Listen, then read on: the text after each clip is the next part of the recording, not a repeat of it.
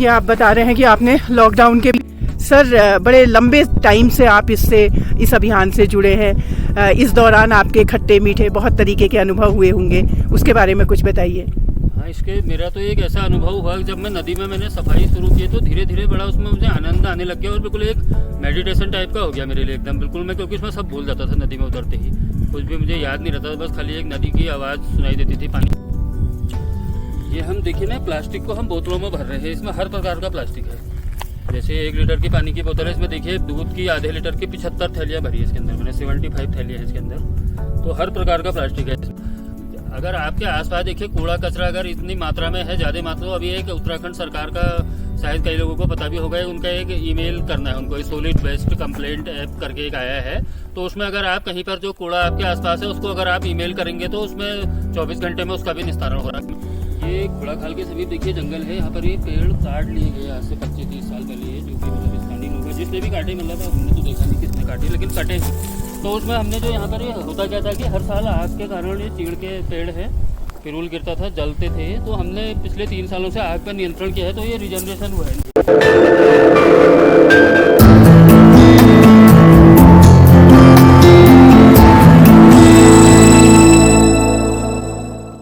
अगर हम आने वाली पीढ़ी को प्रकृति का अनमोल उपहार देना चाहते हैं तो कुछ चंद लोग जो इस लड़ाई को लड़ रहे हैं उनसे जुड़ना होगा।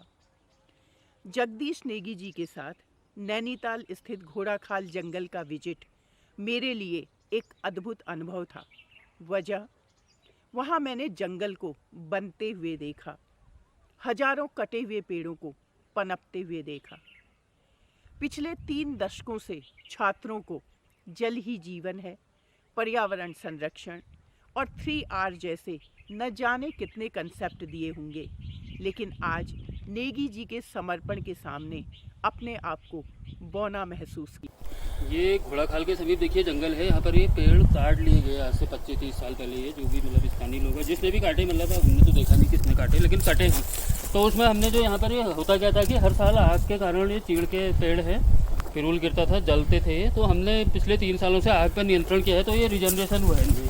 ये जड़ों से निकले हैं, ये सारे देख रहे हैं जितने आदमी। अच्छा, ये जो छोटी जो ग्रीनरी छोटी छोटी दिख रही है, ये सब रीजनरेट हुए हैं। रीजनरेट हुए हैं। तो ये कि ANR भी कहते हैं इसको, ANR तकनीक कहते हैं। इसमें पेड़ लगाए नहीं जाते, खाली जंगल को आग से बचाना होता है। जंगल को आप आग से बचाएंगे तो अपने आप वो जड़ों से भी रीजनरेशन होता है। जैसे काफल का पेड़ है, बांस के हैं, इसमें और भी झाड़ियाँ उग जाती हैं, हिस्सालू, किलमोड़ा, ये सभी वाटर को रिटेन करते हैं। अगर जल जाएगा तो जल्दी में ये होगा कि सब कुछ जल जाएगा और सॉइल का इरोजन भी होता है, फिर उससे मिट्टी ढीली हो जाती है और एक इकोसिस्टम भी ख़राब होता है। क्योंकि देखिए चिड़िया के अंडे जल जाएंगे, सांप के जल जाएंगे, खरगोश, लोमड़ी या जो भी हैं, तो एक इकोसिस्टम भी ख़राब होता है हमारा। टिड्डा है या कोई भी है, चिड़िया के मर जाते हैं बच्चे। तो सर आपने यहाँ पे जो ये तो चीड़ का जंगल है बेसिकली, तो यहाँ पे जो पिरूल गिरता है उसमें आग लगने से बचाने के लिए आप क्या करते हैं यहाँ पे? पिरूल को हमने हटवाया है यहाँ से, पिरूल को हटवा के फेंकवाया है नीचे, फिर लोग ले जाते हैं, गाय आदि के लिए यूज़ करते हैं ना। अच्छा, अभी फिर हटाना पड़ेगा हमें, अभी शुरुआत हो रही है गिरने की, अभी गिरा तो नहीं है लेकिन गिरने लग गया है अभी वैसे शुरू हो गई है। देखिए जंगलों की आगे स्टार्ट हो गया है, बुहाली की तरफ लगी है। इस तरह ये सारे जड़ों से रिजनरेशन हुई है, इनमें बांस के पेड़ हैं। यस, ये तो बिल्कुल साफ दिख रहा है कि आने वाले टाइम पे ये एक मिक्स्ड फॉरेस्ट हो जाएगा। रिटेनिंग प्लांट है और अगर 7-8 साल अगर हमने इनको बचा लिया तो फिर ये काफ़ी बड़े हो जाएंगे। और दूसरी बात ये है कि पाइन के साथ आपका काफल और बाज दोनों का मिक्स फॉरेस्ट हो जाएगा। बहुत जरूरी है। उत्तराखंड से बहने वाली नदियाँ देश के बड़े हिस्से को पानी उपलब्ध कराती हैं। ऐसे में यदि हिमालय क्षेत्र के वर्तमान जल संकट पर समय रहते ध्यान नहीं दिया गया तो बहुत जल्दी ही यह पूरे देश के लिए समस्या बन सकती है। वाटरमैन ऑफ इंडिया कहलाने वाले डॉक्टर राजेंद्र सिंह ने बताया कि ये एस्टिमेट किया गया है कि ईयर 2030 तक दिल्ली के अंदर पानी खत्म हो जाएगा। Where there is will there is a way, इस कहावत को सार्थक करते हुए इम्पॉसिबल को पॉसिबल कैसे बनाया जा सकता है, तो चलिए जानते हैं जगदीश नेगी जी से। हमने ये वर्षा के पानी को संग्रहित करने के लिए बनाया है। इसको फ्रेंच बोलते हैं, उसे खंती बोलते हैं इसको। तो ये पूरा उससे बनती है, साइंटिफिक तरीके से बनती है ये। तो हमारे साथ इसमें पूर्व कृषि अधिकारी श्री लाल सिंह चौहान जी हैं, जो मेरे घर के समीप ही रहते हैं। उनको 35 साल का इस वाटर कंजर्वेशन का अनुभव है, तो उनके निर्देशन में बनाई हमने ये, क्योंकि ये साइंटिफिक तरीके से बनानी पड़ती है। अगर ये ऐसे नहीं बनाएंगे तो नुकसान कर देती है ये, फिर इनसे सॉइल इरोजन भी हो जाता है अगर सही तरीके से नहीं बनाएंगे। तो हमने ये देखिए 2018 की इतनी ज़्यादा अतिवृष्टि हुई थी, उसमें भी हमारी कोई भी खंती मतलब डिस्टर्ब नहीं हुई। नहीं तो ये था कि बहुत ज़्यादा नुकसान भी हो सकता है इनसे। तो पूरी साइंटिफिक तरीके से बनाई है, कंटूर में बनाई है और बहुत अच्छा पानी हार्वेस्ट किया है इन्होंने। पानी आएगा, अगर हम गलत तरीके से बना देंगे तो ऐसे टूट के फिर वो कहीं इधर जाके फिर दूसरी खंती को तोड़ देगी, इस तरह का होता है। स्लोप वगैरह का ध्यान रखना, चीज़ें देखना पड़ता है, इसका हाल वाल सब देखना पड़ता है। तो देखो तो अलग ही विज्ञान है, मतलब एक्सपर्ट की देख रेख नहीं कर सकते। ये नहीं कि जहाँ मर्जी हो वहाँ नहीं खोद सकते ना, तो नुकसान भी हो जाएंगे तो खोदेंगे तो ये भी सब वही नहीं है। असल में इनको ना इनसे भी पानी मिला है, क्योंकि जो ये ट्रेंच के अंदर पानी गया उसकी भी नमी मिली है इनको। बिल्कुल बिल्कुल, इसीलिए ग्रीनरी यहाँ पे, आग से बचा के तो खैर वही है। मतलब रीजेनरेशन बिल्कुल साफ दिखाई दे रहा है।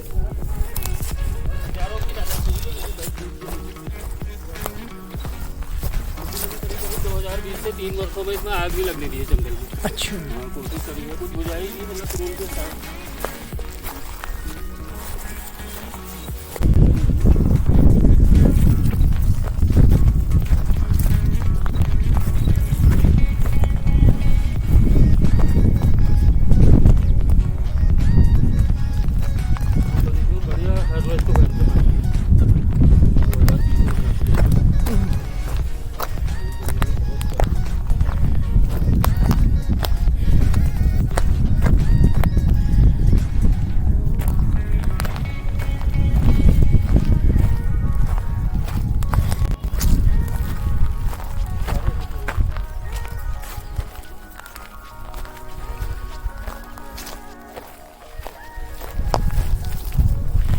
ये आप बता रहे हैं कि आपने लॉकडाउन के पीरियड में चाल खाल बना के उस टाइम को यूज़ किया। सब कटे हुए पेड़ हैं ना सारे, कोई भी पेड़ साबुत नहीं है। वाह, आने वाले टाइम में ये फॉरेस्ट में कन्वर्ट हो जाएगा। 5000 के करीब पेड़ हैं, करीब 5000 तो मैं मोटा मोटा बता रहा हूँ, मतलब उससे कम नहीं है। ये देखिए हमने इसमें खाल के लिए यहाँ से पहाड़ी से पूरा पानी खींचा है आगे से। ये आपका चाल खाल है? हाँ, ये बड़ा पॉन्ड है, छोटा पॉन्ड है। हाँ हाँ, ये देखिए वहाँ से पूरा खींच रखा पानी, नाली बनी है। हाँ हाँ हाँ, इसको रिपेयर करेंगे। ये खींची है तो इधर से आई है, देखिए उस पहाड़ी का भी सारा अच्छा। पानी खींचा है, देखिए इधर से भी आ रही ना। हाँ हाँ, और ये तो खैर आई गया, ये तो ये नाली आके आपके इस चाल खाल में मिल जा रही है। दिखाइए,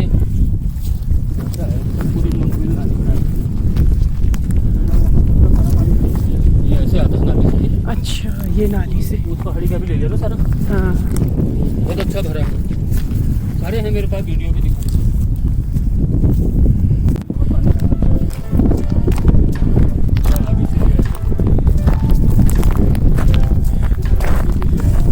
अच्छा, हाँ हाँ, अच्छा, ऊपर से पहाड़ी से पानी आ रहा है, इस नाली के थ्रू आके इसको रिचार्ज कर रहा है।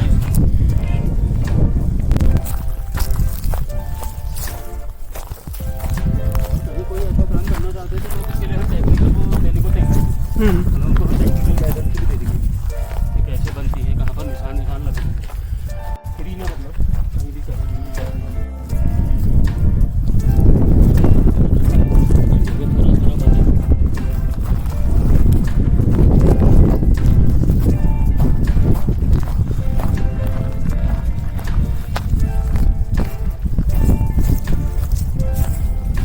देखिए ना, स्थानीय लोग क्योंकि दिखता भी बहुत है। 400-500 रुपए किलो तक तो वैसे बाजार में बिक रहा है काफल। हाँ, अच्छा, हाल में तो इससे तो लोगों को रोजगार भी मिलेगा। हाँ, बिल्कुल बिल्कुल, तो स्थानीय लोग मतलब अपना अच्छा खासा पैसा कमा सकते हैं। बहुत बढ़िया, रोजगार भी हो जाएंगे, रोजगार के अवसर भी। एक स्टडी के अनुसार अगर राज्य में होने वाली बारिश का मात्र 4.5% भी संरक्षित किया जाए तो पानी की सारी ज़रूरतें पूरी हो सकती हैं। इस काम के लिए राज्य की कुल ज़मीन के सिर्फ 4.5 से 5% की ही ज़रूरत पड़ेगी।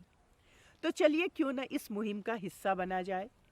उसके लिए घर के आंगन को पक्का मत करिए और बारिश के पानी को रिचार्ज पिट में डालिए। पिछले साल बनाए थे ये, यहाँ पर खंतियाँ बनाई हैं, वाटर कंजर्वेशन, पानी को, बारिश के पानी को हार्वेस्ट किया है ये। अच्छा। लाखों लीटर पानी हार्वेस्ट को भरे थे, बहुत मात्रा में हम कभी आगे कई बार भरी है पिछली बरसात में। अभी भी बिल्कुल गीली लग रही है। यहाँ तो ये जमीन से ऊपर से कुछ हल्का बीच में हुई होगी है, थोड़ी धूप भी कम आती है ना। हाँ, पानी भी दिख रहा है इवन। तो ये पेड़ पौधे भी लगाएंगे कुछ।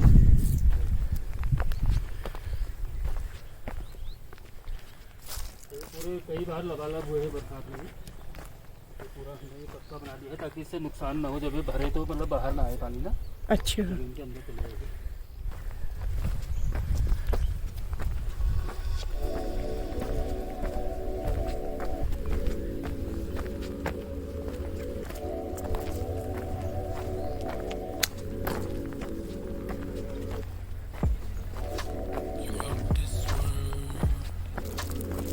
जितना ऊपर से सारा पानी आया सब इनसे हार्वेस्ट हो गया। हाँ, पानी दिख रहा है। यस। हाँ, नहीं तो होता क्या हो, जो बारिश होती तो सारा पानी नाले से होते हुए निकल जाता है, बह जाता है। यस। नाला है ना। हाँ। हमने इसको यहीं से जमीन के अंदर डाल दिया। तो जमीन के अंदर डाल दिया तो इसको एक्वाफायर रिवर के उनको रिचार्ज करेगा। धीरे धीरे मतलब एकदम नहीं रहेगा, फिर वो धीरे धीरे मिलेगा। अच्छा, ये तो काफी लंबे एरिया में आपने बनाए हैं। तो बारिश का पानी ना हमारे किसी काम नहीं आता है। हाँ। किसी में तेज बारिश है सब वो निकल जाएगा, हमारे किसी काम थोड़ी आएगा। वो चले गया नदियों के रास्ते, समुद्र में चले गया, बाढ़ के रूप में आता है नीचे। अगर ये ज़्यादा मात्रा में करेंगे यहाँ पे काम, तो जैसे बाढ़ में भी कुछ हद तक रुकावट जरूर आएगी। बिल्कुल नहीं आएगी ना, तो ज़्यादा मात्रा में होगा क्या, हमारे जो आसपास जल स्रोत वगैरह वो सब रिचार्ज हो जाएंगे, वो भी हो जाएंगे, नदियों में भी पानी बढ़ जाएगा। जो हमारे नेचुरल स्रोत जो सूख रहे हैं। हो जाएंगे। यस। अभी तक पूरी नमी बनी पड़ी है।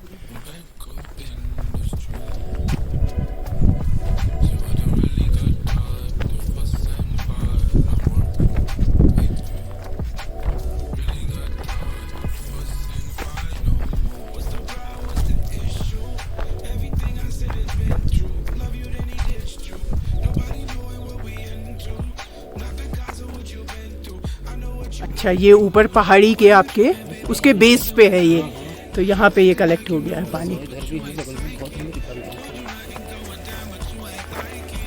इसको आप ऊपर ना जो रेन वाटर हार्वेस्टिंग बड़ी कम जरूरी है। हाँ। यस। पेड़ तो अपने आप हो जाएंगे। पेड़ तो चलो उनकी केयर नहीं हो पाती। हाँ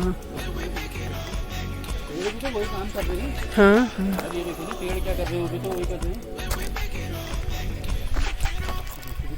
आ जाएंगे आप हाँ हाँ। थोड़ा सा रास्ता तो है ही है, थोड़ा आराम से आ जाइए। आराम से आना जरा, कैसा है।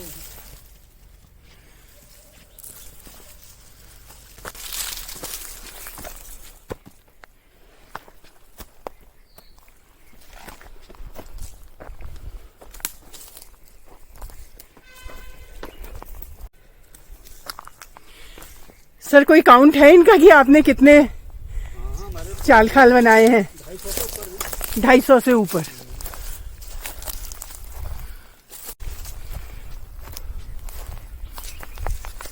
सारा जितना ऊपर से पूरा आएगा पानी सब हार्वेस्ट कई बार भरे हैं। हाँ। अरे वीडियो में क्योंकि पहाड़ी का जितना पानी आएगा ना अभी और है, इसमें संभावनाएं बहुत हैं अभी। हाँ। अभी तो मेरा तो हजारों बनाने का प्लान है ना। हाँ। हजारों की मात्रा। अगर 5,000 हमने ऐसे ट्रेन से बना दिए तो नदी में बहुत असर पड़ जाएगा।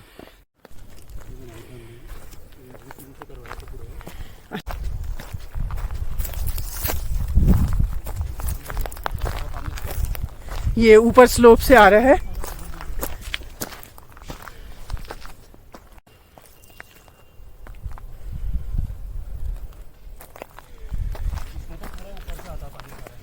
अच्छा। हाँ। यस। पर्यावरण संबंधी कानून, प्रशासन, स्वयंसेवी संस्थाएं प्रदूषण जैसी विकट समस्या से निपटने के लिए तब तक कारगर साबित नहीं हो सकती हैं जब तक कि आम जनता में जन जागृति न हो। पिछले 8 सालों से नदियों, नालों, नहरों को साफ करने के अपने निरंतर और निस्वार्थ प्रयासों से लोगों को प्रभावित करते हुए रिवरमैन के नाम से जाने जाने वाले जगदीश नेगी जी को 2017 में शंकराचार्य स्वरूपानंद के द्वारा ज्योतिर्मठ सम्मान से भी सम्मानित किया गया। आज मैं अपने व्यूअर्स की मुलाकात करवा रही हूँ जगदीश नेगी जी से। उनके बारे में मैंने जितना जाना, जितना सुना, मैं ये चाहती हूँ कि मेरे व्यूअर्स उनकी जुबानी सुने, उनके बारे में, उनके समर्पण को समझें और उसको अपने जीवन में एक्शन में लाएं। सर बताइए जरा, किस तरह से आपकी ये जर्नी शुरू हुई? नमस्कार। ये मैंने जो पर्यावरण का ये संरक्षण का काम मैंने 2015 से शुरू किया था। ये 11 अक्टूबर 2015 से ऐसे ही एक नदी में कूड़ा देख के भोगाली के पास मेरे मन में आया कि क्यों ना इसको हम साफ़ करें। ऐसे ही मैंने इसको फेसबुक पर डाला तो कुछ लोगों ने कहा कि हम भी आएंगे। तो हमने 11 अक्टूबर 2015 को पहला अभियान सिपरा नदी में शुरू किया था सफाई को नदी को करने का। तो इसमें हमारे साथ कुछ स्थानीय लोग, नगर पालिका अध्यक्ष काफ़ी 20-25 लोग आए। फिर हमने फिर करीब 3 साल तक एवरी संडे चलाया हमने इसको। कुछ हम ये करते थे कि अपने साथ साथ कुछ हम मजदूर भी ले लेते थे, कुछ वॉलंटियर भी आते थे हमारे साथ। हम पूरे दिन चलाते थे, सिर्फ रविवार के दिन पूरे दिन। बल्कि 2017 में तो मैंने 6 महीने तक लगातार चलाया अभियान को। बीच बीच में वॉलंटियर आए, कुछ मजदूर लगाए। तो उसमें परिणाम ये हुआ कि हमने करीब 3 किलोमीटर के एरिया में नदी को 5 बार साफ किया हमने। करीब 100 ट्रक के करीब हमने इसमें सिपरा नदी से कचरा निकाला। पूरा कैंची धाम के समीप करी हमने सफाई। आगे खैरना में जाके सफाई करी, मतलब वहाँ पर भी बड़ा मिशन चलाया। तो धीरे धीरे क्या हुआ कि इसमें नदी में बहुत ज़्यादा कूड़ा फेंका जाता था। तो धीरे धीरे लोगों को भी मैंने, नदी के आसपास रहने वाले लोगों को भी जागरूक किया और उसका परिणाम सुखद रहा। धीरे धीरे कुछ 5-6 वर्षों में आज देखिए नदी करीब 70% से ज़्यादा नदी साफ हो गई है। सर एक बात बताइए कि शिप्रा नदी में किस तरह का कूड़ा हुआ करता था उस समय? उसमें सब था। उसमें लोग पूरे घरों का पूरा वहीं टोकरी वहीं उलटते थे, अपना कूड़ेदान को वहीं खाली करते थे। हर प्रकार का कचरा था उसमें, एवरी टाइप ऑफ कचरा, सब चीज़ें थी उसमें। घरों के पूरे ओपन सीवर करीब खुले हुए थे। 150 के करीब मैं जिलाधिकारी का दौरा करवा के उनके पिट बनवा चुका हूँ उन सीवरों के लिए। अभी भी चल रहा है उसमें कार्रवाई। अभी कुछ अभी और रहेंगे, लेकिन काफ़ी हद तक मतलब उसको हम सीवर मुक्त तो कर चुके हैं। लेकिन अभी भी ये नहीं कह सकता कि अभी है उसमें काफ़ी सीवर। एक हमारा तो एक प्रयास ये भी है कि सीवर लाइन बने, उसके लिए भी प्रयास चल रहा है। काफ़ी लगे हैं लोग, मैं भी काफ़ी समय से लगाई हूँ। देखिए सबसे अच्छा तो ये होता कि सीवर लाइन ही बन जाती, लेकिन असर आया है। क्योंकि एक ऐसा होता है इन अभियानों का, अगर आप किसी अभियान को लंबे समय बहुत लंबा लगता है इनमें, लेकिन आती है लोगों में जागरूकता। भले वो आपके संग वैसे फिजिकली ना आए, लेकिन अपनी आदतों में भी वो लोग परिवर्तन कर लेते हैं। वही भोगाली में भी वही हुआ है। भले उतने लोग हमारे साथ आए, कुछ लोग, मैं नहीं आए तो नहीं कहूँगा, लेकिन काफ़ी लोगों ने अपनी आदतों में भी बदलाव किया। और आज नगर पालिका भी उसमें काफ़ी एक्टिव है। हल्द्वानी जा रहा है कूड़ा, घर घरों से उठ रहा है। और भी कई स्थितियाँ सुधरी हैं। अभी हमारे भोगाली का रिसाइकल प्लांट भी बन रहा है नगर पालिका के द्वारा, तो वहाँ पर प्लास्टिक को रिसाइकल भी करेंगे। और अभी रिसेंट में करीब 8 महीनों से प्लास्टिक के लिए भी काम कर रहा हूँ। ये जो सारी अनवांटेड प्लास्टिक, दूध की थैलियाँ, चिप्स के पैकेट, कुरकुरे, नमकीन, इन सबको मैं बोतलों में भरवाने का काम कर रहा हूँ। करीब 8 महीने में मैं 15 कुंटल प्लास्टिक को बोतलों में भरवा के उनको जगह जगह क्यारियों में लगा चुका हूँ। विभिन्न स्थानों पर, विकास भवन, भीमताल, स्कूलों में, कई जगह हरमन मैनर, और लोगों को प्रेरित भी कर रहा हूँ। और उम्मीद करता हूँ कि करेंगे लोग उसको धीरे धीरे। स्कूलों आदि में भी बताया है, अगर उस काम को भी किया जाए उससे भी बहुत असर पड़ेगा। सर बड़े लंबे टाइम से आप इस अभियान से जुड़े हैं। इस दौरान आपके खट्टे मीठे बहुत तरीके के अनुभव हुए होंगे, उसके बारे में कुछ बताइए। हाँ, इसके मेरा तो एक ऐसा अनुभव हुआ कि जब मैं नदी में मैंने सफाई शुरू की तो धीरे धीरे बड़ा उसमें मुझे आनंद आने लग गया। और बिल्कुल एक मेडिटेशन टाइप का हो गया मेरे लिए एकदम। बिल्कुल मैं, क्योंकि उसमें सब भूल जाता था नदी में उतरते ही। कुछ भी मुझे याद नहीं रहता था, बस खाली एक नदी की आवाज़ सुनाई देती थी पानी की, और मैं सारा भूल जाता था कि बिल्कुल कुछ भी मुझे याद नहीं रहता था। पूरा ध्यान जैसा जाता था और बिल्कुल नॉन स्टॉप काम करता था मैं उसमें सुबह से शाम तक, बिल्कुल बगैर खाए। भूख, थकान, प्यास सब गायब। अगर आप प्रकृति के प्रति समर्पित हो जाते हैं तो, क्योंकि असल में मेरा तो ये मानना है कि प्रकृति ही भगवान है। जैसे नेचर इज़ गॉड कहा है, यही नदियाँ तो हमारी माँ है, जीवनदायिनी है। मैं तो यही मानता हूँ। नदियों के बिना जीवन है भी नहीं वैसे देखा जाए। सर अगर हम पर्यावरण से के लिए जागरूकता की बात करें तो आम आदमी कितना जागरूक है? हम एक आम आदमी की भी बात कर सकते हैं, हम पर्यटक के टर्म में भी बात कर सकते हैं। तो आपका क्या अनुभव रहा है इस बीच? देखिए अभी जागरूकता तो कम आई है, बहुत लोगों में उतनी नहीं है जागरूकता, क्योंकि उसका एक शिक्षा व्यवस्था में भी वो चीज़ें नहीं है हमारी, अगर देखा जाए ना। क्योंकि मुझे लगता है कि स्कूलों में भी उस तरीके से वैसी उनको शिक्षा नहीं दी जा रही है बच्चों को, इसीलिए बच्चे नहीं सीख रहे हैं। मुझे यही लगता है। पर्यटक तो देखिए ना, पढ़े लिखे लोग गाड़ियों से पानी की बोतल को बाहर फेंकते हैं, पी के चिप्स के पैकेटों को बाहर फेंकते हैं। उनको कौन समझाएगा? देखिए इतना बड़ा एक हमारे देश में मतलब बहुत बड़ा चल रहा है स्वच्छता पे तो कार्य, जगह जगह टेलीविजनों में आता है, जगह जगह होर्डिंग लगे, लेकिन फिर भी देखिए उन पढ़े लिखे लोगों को भी समझ में नहीं आ रही। तो इसका मतलब यह है कि जागरूकता, एक सिविक सेंस का अभाव मानता हूँ मैं तो। और एक मेरा ये भी मानना है कि इसके लिए हमको एक जुर्माना जो ये मतलब दंड की प्रक्रिया अपनानी पड़ेगी, क्योंकि विदेशों में देखिए ना, वहाँ पर अगर आज फॉरेन कंट्रीज साफ है तो वहाँ पर एक जुर्माने के बहुत बड़े प्रावधान है वहाँ पर, तो उसका भी असर पड़ता है। यहाँ पर उतनी पेनल्टी वगैरह नहीं है, जैसे लोग देखिए जहाँ भी मर्जी आती है फेंकते हैं। अगर कुछ इस तरह का होता कहीं पर किसी को, मैं कह रहा हूँ एक पानी की बोतल बाहर फेंकने में 5,000 का जुर्माना कर दो, उसको फिर हाईलाइट कर दो सोशल मीडिया में, तो काफ़ी लोगों में असर पड़ेगा। क्योंकि बिना दंड के जब तक उनको अगर एक जेब से इतना बड़ा अमाउंट निकलेगा तो फिर वो न तो दोबारा फेंकेंगे और कई लोगों को और भी बताएंगे और उससे आदमी सबक भी लेगा, मेरा ऐसा मानना है। ये सच है कि हमारी आदतों में लाए गए छोटे छोटे परिवर्तन ही एकमात्र उपाय हैं पर्यावरण के बिगड़े स्वरूप को संवारने के लिए, फिर चाहे वो स्वेच्छा से किए जाएं या सख्त कानून बनाकर। तो क्यों न इस मुहिम को आज से ही शुरू किया जाए। किचन वेस्ट की खाद बन जाएगी और प्लास्टिक वेस्ट जैसे दूध की थैली और रैपर वगैरह पानी और कोल्ड ड्रिंक की प्लास्टिक की बोतल के अंदर भर दिए जाएंगे, और आपको ऐसा करता देख बच्चे भी जागरूक हो जाएंगे और हमारे देश में भी जगह जगह कूड़े के ढेर नहीं दिखेंगे। ये हम देखिए ना, प्लास्टिक को हम बोतलों में भर रहे हैं, इसमें हर प्रकार का प्लास्टिक है। जैसे 1 लीटर की पानी की बोतल है, इसमें देखिए दूध की आधे लीटर की 75 थैलियाँ भरी है इसके अंदर, मैंने 75 थैलियाँ हैं इसके अंदर। तो हर प्रकार का प्लास्टिक है इसमें, दूध की थैली है, चिप्स के पैकेट है, मैगी, कुरकुरा, आपका पनीर का है, मैदे का है, आटे की थैली है, चावल का है कट्टा, उसको भी काट काट के भर सकते हैं इसमें। या कोई मोबाइल की पुरानी डाटा केबल उनको डाल सकते हैं, ब्लेडें डाल सकते हैं यूज़ करी हुई, क्योंकि ब्लेडों को क्या होता है ना, हम ऐसे फेंक देंगे तो गाय के भी मुंह में जाती है, वो गाय के पेट में चले जाती है, वो खा जाती है उसके संग से। तो ये बड़ा अच्छा तरीका है, ऐसे करके आप कर सकते हैं। एक 4-5 लोगों के परिवार में ऐसी 7-8 बोतलें भरेंगी एक महीने में, उससे ज़्यादा नहीं भरेंगी। तो इनको आप क्यारियों में भी ऐसे कलर करके, एज ये इको ब्रिक है ये, इसमें यूज़ कर सकते हैं। इससे डॉग शेल्टर भी बनाए हैं लोगों ने, कई यूज हैं इसके। आरसीसी स्ट्रक्चर में भी आप इसको बीच बीच में डाल के मसाले में वो कर सकते हैं, वहाँ भी हो जाएगा ये। मैं तो स्कूलों में जाके बच्चों को बता रहा हूँ कि आप अपने घर का सारा प्लास्टिक को भर के स्कूल में ले आइए, मैं कलेक्ट कर लूँगा वहाँ से, कोई दिक्कत थोड़ी है। हमने ये हरमन मैनर स्कूल अगर आप देखें वहाँ पर काफ़ी लगाई हैं, उनको हमने दिया था एक मॉडल के रूप में, तो उन्होंने वहाँ पर लगाई है। विकास बहुत कई स्कूलों में लगाया है, इसीलिए कि बच्चे सीखें, नकुचिया ताल में लगाया है ताकि बच्चे देख सकें ना। तो ये सर आप बताइए, आप अब तक आपने कितनी इस तरह की बॉटल्स तैयार की अभी तक है? मैं करीब ये पिछले 8 महीने से मेरा काम चल रहा है, करीब 15 कुंटल से ऊपर हम प्लास्टिक को खपा चुके हैं। करीब 8-9 हज़ार बोतलें हमने भर के इसकी लगा भी चुके हैं उनको क्यारियों के किनारे। तो इतनी मात्रा में हमने भोहाली के समीप एक सैनिटोरियम के बाद हाईवे कैफे वहाँ भी लगाया है, देख सकते हैं आप। नैनीताल नगर पालिका ने एक डॉग शेल्टर भी बनाया है इसके लिए, नैनीताल में बना है। अच्छा। पूरी जाली लगा के उसके बीच में इनको बोतलों को भर के डॉग शेल्टर भी बनाया उन्होंने यहाँ पर। बनाए जा सकते हैं, क्योंकि देखिए स्ट्रीट डॉग कम से कम उन बेचारों को भी रहने के लिए मिल जाएगा। देखिए बहुत ज्यादा है ना, देखिए अगर 75 थैलियाँ है इसके अंदर दूध की, 75 थैलियों को मैं जमीन में फैलाऊं तो बहुत बड़ा एरिया उड़ती रहेंगी, इधर उधर पर्यावरण को दूषित करती है, इसके अंदर आ गई है। ये आप देख सकते हैं, ये विकास भवन है, सीडीओ ऑफिस के सामने का गार्डन है, जहाँ पर जो प्लास्टिक की बॉटल्स हैं उनसे गार्डन का ब्यूटिफिकेशन किया गया है।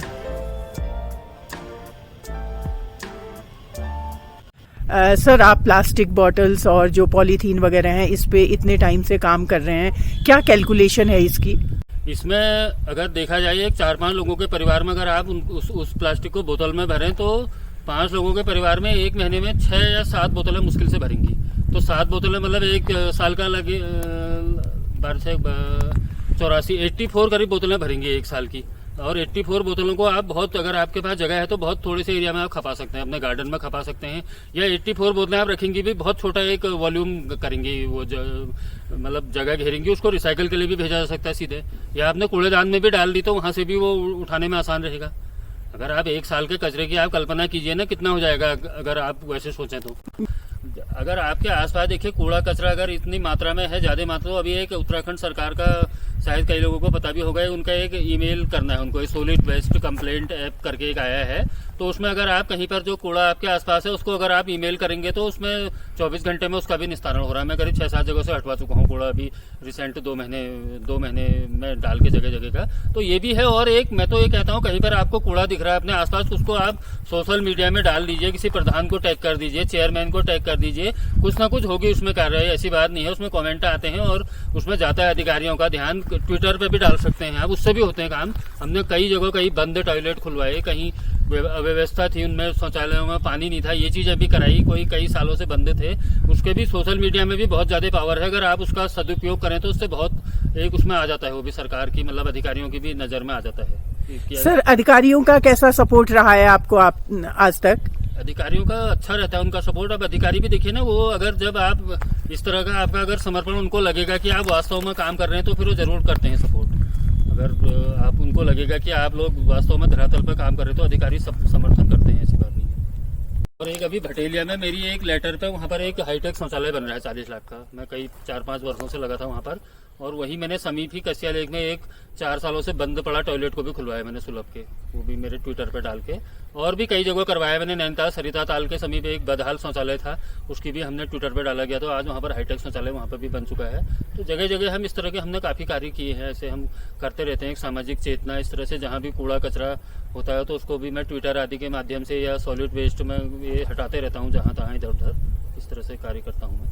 काम हमारा देखिए काफ़ी जगह फैला है काम हमारा, ऐसी बात नहीं है। उत्तराखंड में भी 2017 में मुझे ज्योतिर्मठ सम्मान भी दिया गया शंकराचार्य स्वरूपानंद जी द्वारा, जोशीमठ में मेरे कार्यों से प्रभावित होकर। अभी हमारा टाइम्स ऑफ इंडिया में भी छपा था मेरे बारे में 2017 में, वहाँ से भी टीम आई थी। और अभी रिसेंट करीब 3-4 महीने पहले जर्मनी से आए थे DW न्यूज़ वाले, उन्होंने भी हमारे काम को हाईलाइट किया है। तो कई देशों में गया है हमारा कार्य, तो असर तो काफ़ी है काम का हमारा। आप मोहाली में ये एक देखने को मिलता है कि नदी करीब 70% से ज़्यादा साफ स्वच्छ हो चुकी है, साफ उसमें पानी बहता हुआ दिखता है।